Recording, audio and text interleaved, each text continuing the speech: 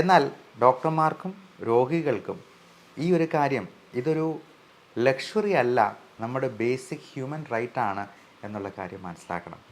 നിങ്ങൾക്ക് ഇഷ്ടമുള്ള ഒരു സുഹൃത്തിനെ പോലെ സംസാരിക്കാവുന്ന ഒരു ഡോക്ടറിൻ്റെ അടുത്ത് ചെന്ന് ഇത് വ്യക്തമായിട്ട് പറഞ്ഞ് അതിന് വേണ്ട ട്രീറ്റ്മെൻറ്റ് ചെയ്യുക തന്നെ വേണം.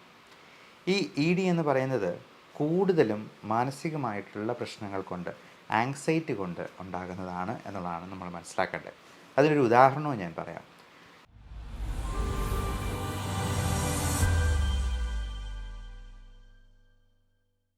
പലർക്കും വലിയൊരു പ്രശ്നമായിട്ടുള്ളൊരു കാര്യമാണ് ഇറക്ടൈൽ ഡിസ്ഫങ്ഷൻ.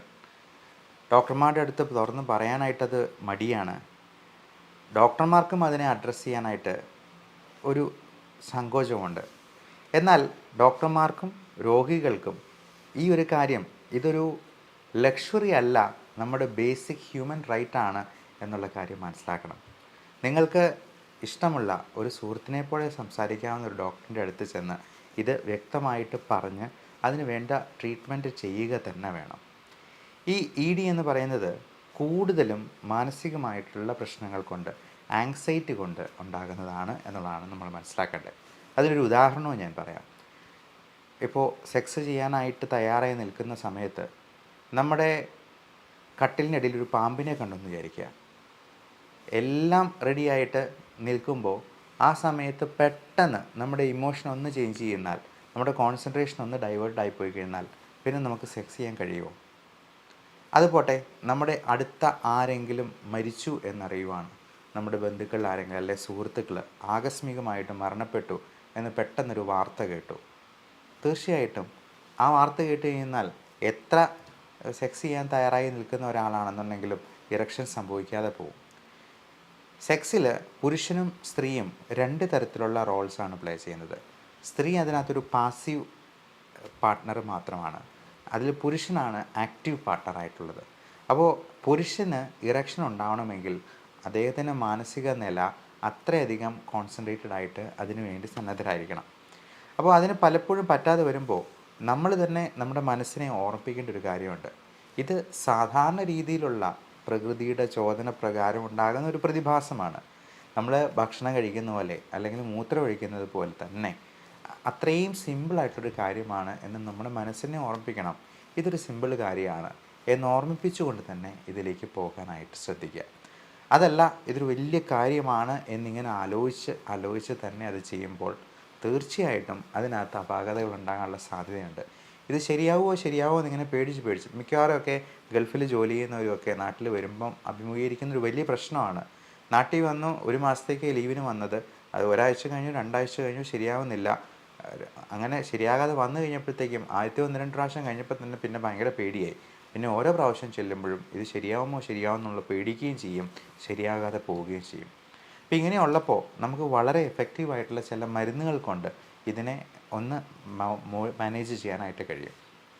ഏറ്റവും പ്രധാനമായിട്ടും നമ്മൾ ഇതിനുള്ള വൈറ്റമിൻ സപ്ലിമെൻറ്റ് കൊടുക്കാറുണ്ട്. L-ആർജിനിൻ, കോഎൻസൈം Q. ഇതൊക്കെ നമ്മുടെ രക്തയോട്ടം പ്രോപ്പർ ആകാനായിട്ടും വേറെ ബ്ലോക്കുകളൊന്നും ഉണ്ടാകാതിരിക്കാനും ഒക്കെ സഹായിക്കുന്ന സംഗതിയാണ്.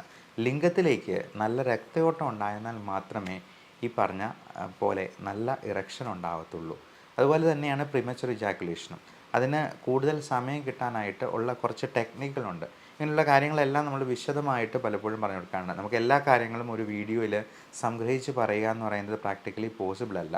അപ്പോൾ നമ്മുടെ അടുത്ത് ഇപ്പോൾ ഓൺലൈൻ കൺസൾട്ടേഷനായിട്ട് എടുത്ത് വരുന്ന പേഷ്യൻസിനാണെന്നുണ്ടെങ്കിലും വിശദമായിട്ട് എൻ്റെ കാര്യങ്ങളെല്ലാം എക്സ്പ്ലെയിൻ ചെയ്ത് കൊടുത്ത് അതിനുള്ള ട്രീറ്റ്മെൻറ്റ് കൊടുക്കുമ്പോഴേക്കും ആൾ ഫുള്ളി ഓക്കെ ആയി പോകുന്ന ഒരു കാര്യം നമുക്കും സന്തോഷകരമായിട്ടുള്ള ഒരു സംഗതിയാണ്.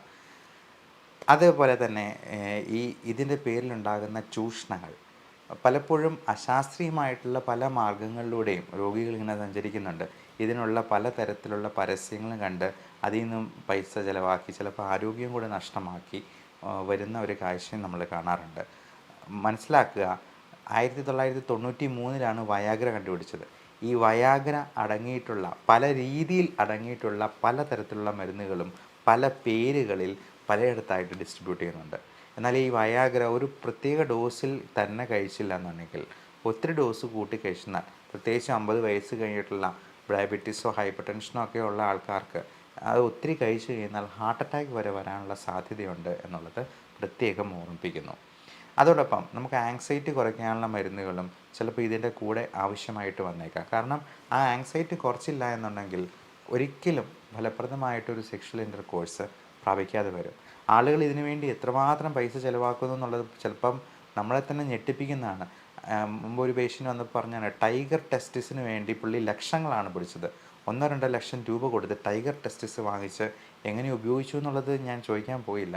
കാര്യം ഇങ്ങനെയുള്ള അബദ്ധധാരണകളാണ് നമ്മുടെ നാട്ടിൽ പല പുരുഷന്മാരും വെച്ച് പുലർത്തുന്നതെന്നുള്ളതാണ്. അപ്പോൾ പുരുഷന് ശരിക്ക് പെർഫോം ചെയ്യാൻ പറ്റില്ലെങ്കിൽ സ്ത്രീ ഇട്ടിട്ട് പോകുമോ, ഭാര്യ വല്ലവരുടെയും കൂടെ പോകുമോ എന്നുള്ളൊരു പേടി ഒരു വശത്ത്. ഇതെല്ലാം ചേർന്ന വല്ലാത്തൊരു സിറ്റുവേഷനിലാണ് പല രോഗികളും നമ്മൾ വന്ന് കാണാറുള്ളത്. അപ്പോൾ ഇതിന് ശാസ്ത്രീയമായ പിന്തുണയുള്ള ഒരു ചികിത്സാ ശാഖയിൽ നിന്ന് തന്നെ ട്രീറ്റ്മെൻറ്റ് എടുക്കാനായിട്ട് പ്രത്യേകമായിട്ട് ശ്രദ്ധിക്കുക. ഏറ്റവും കൂടുതൽ ഇതിന് ഓർഗാനിക്കായിട്ടുള്ള ഫങ്ഷണൽ ഇ ഡി എന്നും ഓർഗാനിക് ഇ ഡി എന്നും രണ്ടായിട്ട് തിരിക്കാം. ഫങ്ഷണൽ ഇ ഡി ആണ് ഞാൻ ആദ്യം പറഞ്ഞ ആങ്സൈറ്റി മൂലമുള്ള, ഉത്കണ്ഠ മൂലമുള്ള പ്രശ്നങ്ങൾ. ഓർഗാനിക് ഇ ഡിയിൽ ഏറ്റവും കൂടുതൽ കാരണം വരുന്നത് പ്രമേഹമാണ്. 2 പുകവലിയാണ്. പുകവലിയും പ്രമേഹവും എല്ലാം രക്തക്കൊഴലുകളെ ചുരുക്കുന്നതാണ്. അതുപോലെ ഹൈപ്പർ ടെൻഷൻ പോലുള്ള കാര്യങ്ങൾ, ഒത്തിരി അമിതവണ്ണം ഉള്ളവർക്ക് ടെസ്റ്റോസ്റ്ററോൺ ലെവൽ കുറഞ്ഞു പോകും. ഫാറ്റി ലിവർ ഉള്ളവർക്ക് ഒക്കെ ഇത്തരത്തിലുള്ള പ്രശ്നങ്ങളുണ്ടാകാൻ സാധ്യതയുണ്ട്. അപ്പോൾ വെയിറ്റ് കുറയ്ക്കുക എന്നുള്ളതും നല്ല എക്സസൈസ് ചെയ്യുക എന്നുള്ളതും ടെസ്റ്റോസ്റ്ററോണിനെ ബൂസ്റ്റ് ചെയ്യാൻ അത്യാവശ്യം വേണ്ട കാര്യങ്ങളാണ്.